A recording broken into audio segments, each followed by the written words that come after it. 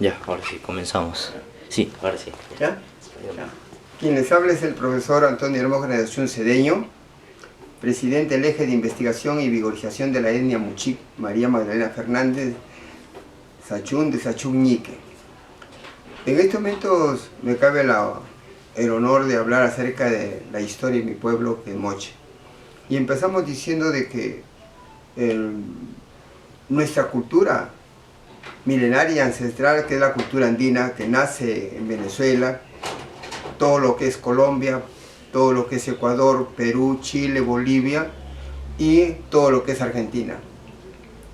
En cada uno de estos lugares, en cada uno de estos futuros estados, nuestra cultura andina ha desarrollado o ha dado origen a muchas etnias. En lo que concierne a nuestro actual Perú, han surgido etnias como los Uros, que posteriormente se llamaron muy mal el Aymara. Los Aymaras no son una etnia, sino es una manera etnolingüística de los Uros. Tenemos los Quechua, los Puquinas, los Nazcaparacas, los Guari, los Huancas, los Pachacamac. Y en la parte norte se encuentra, podríamos decir, los Chachas, los Tayanes, los Catacaos, los Culi, los Moche. Y en la parte oriental tenemos a los actuales hermanos, mal llamados amazónicos, sino son los hermanos bosquinos. ¿Por qué? Por la cantidad de bosques que puede haber o vegetación que puede haber, ¿no? Moche, hablando específicamente sobre lo que es Moche, proviene del Muchic, que significa, o que es la palabra M-U-Che, Muche, que significa adoro. Entonces, considerando ese origen, es que nuestra cultura Moche, nuestro hombre Moche, va a nacer no en este pueblo, sino en la parte alta, mal llamada Campiña, en las tierras de Lucumuy, en las tierras de Portachuelo, en las tierras de Chanquín Alto, Chanchamayo, Cacique, El Sol. En todos esos lugares, nuestro hombre Moche va a crear y a recrear su propia cultura. Una cultura sin ninguna influencia externa.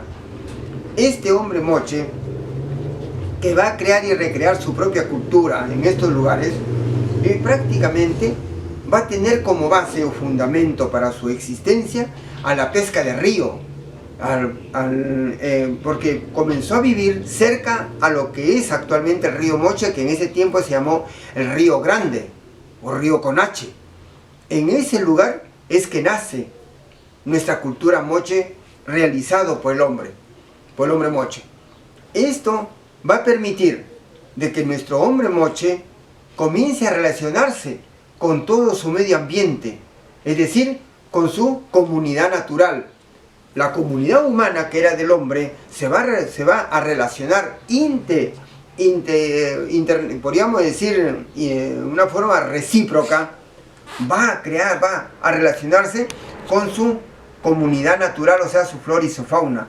De esta interrelación que existe entre la comunidad humana y la comunidad natural, va a permitir que el hombre prácticamente comience a ver que su existencia se debe a la presencia del agua y la presencia de la tierra. Todo esto combinado por mandato de nuestra diosa madre, la luna, y las estrellas, las 7 cabrillas o las Pléyades. Entonces, esta interrelación que hay entre la comunidad natural y la comunidad humana va a permitir que el hombre comience a, podríamos decir, a endiosar, a ponerle en la jerarquía última o primera a la tierra, al agua y a la luna y a las estrellas. Entonces el hombre Moche es el que va a crear, como consecuencia de esta interrelación, de esta situación logística entre la comunidad natural y la comunidad humana, el hombre Moche va a crear su comunidad espiritual, o de sus dioses protectores o de sus deidades, poniendo como dioses a la tierra, al agua, a las estrellas, y dirigida toda por nuestra madre luna. Esto nos lleva a decir que con el tiempo el hombre Moche fue podríamos decir, un elemento que provenía de la luna y no del sol. Entonces, esta parte es el inicio de la primera fase de la historia de Moche, que es la historia étnica. El hombre Moche, o nuestro pueblo de Moche, nace como etnia. Posteriormente, a partir de 200 años antes de Cristo, va a nacer la segunda etapa, que es la etapa de la Moche como cultura regional, los mochicas, que esto va a durar hasta el año 800 después de Cristo. Durante esta etapa es donde el hombre Moche va a desarrollar y a verificar, a vigorizar, a fortalecer todo lo que había iniciado en la época étnica. El caso, por ejemplo, de la pesca. La pesca que comienza en el río va a terminar en los lagos y posteriormente en los mariscaderos y por último en el mar. En cuanto a la agricultura, va a dar sus primeros inicios en la época étnica.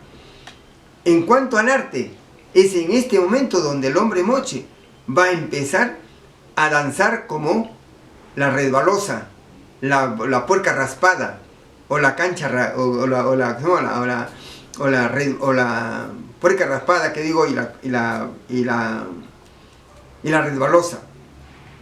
Esto en el arte de la danza, en el arte del tejido, el arte textil, que también marca sus inicios en la época étnica. La cerámica marca sus inicios 500 años antes de Cristo.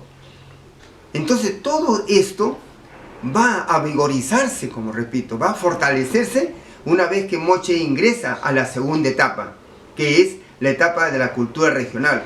Pero no solamente va a vigorizarse esto en las tierras ya señaladas, sino que Moche va a extender sus dominios, su territorio se va a extender tanto al sur, que llega en la época de la cultura regional, como cultura regional, llega hasta el valle de Supe, en donde va a establecer su centro ceremonial, que fue Caral, y hacia el norte va hasta la bahía Santa Elena, al sur del Ecuador, y por el este llega hasta la actual Yurimaguas.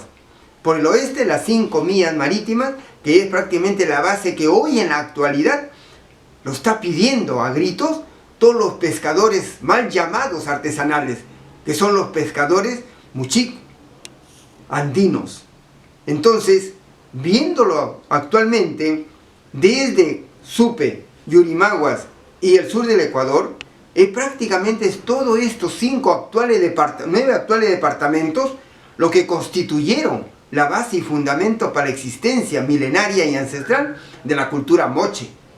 Estos 9 departamentos es prácticamente donde floreció, donde se desarrolló y floreció y se vigorizó la cultura Moche. En esta segunda etapa es donde el hombre Moche, ya teniendo un dominio de la pesca y de la agricultura, prácticamente el hombre Moche llega a establecer su famoso calendario pesquero agrícola mochica, en la cual llega a establecer 4 etapas, o 4 festividades, podríamos decir, o 4 ceremonias religiosas. La primera cosecha, la primera siembra, la primera cosecha, la segunda siembra, la segunda cosecha.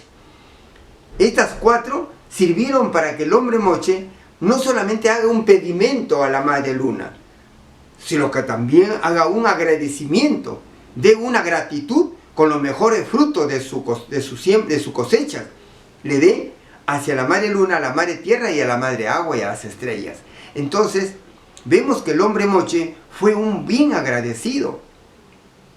Reconocía los beneficios que recibía de la luna.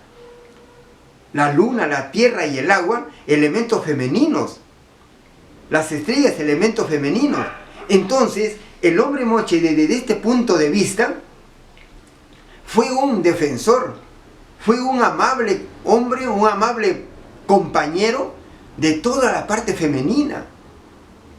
Eso es lo que se ha perdido hoy posteriormente, y que hoy en la actualidad existen muchos feminicidios, existe mucho atropello contra el elemento femenino. El hombre Moche no lo hizo. El hombre Moche llegó a adorar al elemento femenino. que fue no solamente la mujer, fue el agua, fue la tierra, fue la luna, fue las estrellas, consideradas desde el punto de vista de sexo, los respetaba, los amaba, los quería, los defendía. Todo lo que no existe hoy actualmente.